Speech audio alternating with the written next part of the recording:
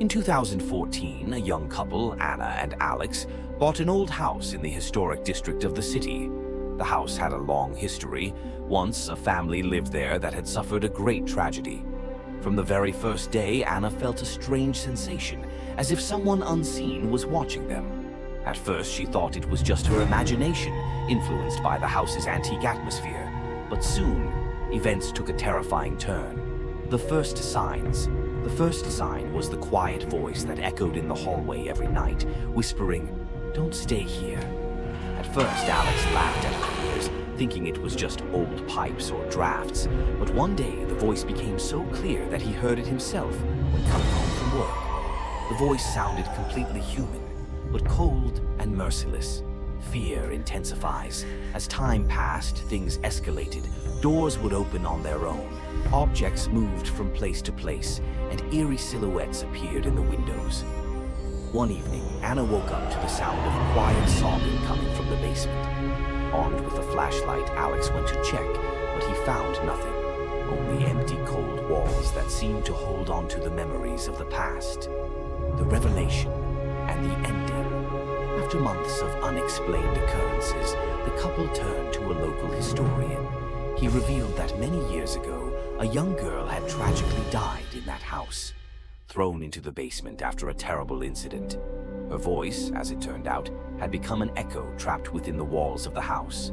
The townspeople had long spoken of the voice from the past, but few dared to talk about it openly.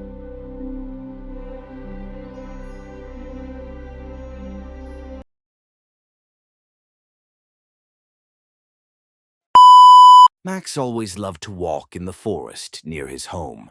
He knew these paths since childhood and could walk along them even in the dark. But that evening, something was wrong. He had decided to take a shortcut through the forest after meeting some friends. His phone was almost dead, and the only source of light was the dim moon between the tree branches. At first, everything was calm. He was walking along a familiar path, breathing in the cool night air. But after a few minutes, Max realized that he had lost his way. He stopped and tried to remember where he had made the wrong turn. It seemed that the forest had become somehow different. The trees seemed to have moved closer, the air was heavier, and the silence, it was almost unnatural. And then he heard it, a rustling, as if someone was walking behind him. "Is there someone here?" Max asked, but there was only silence. He moved on, speeding up his pace.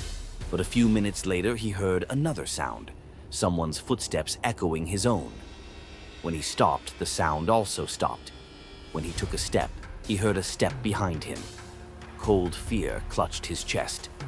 Max turned around sharply, shining his flashlight into the trees, but saw no one.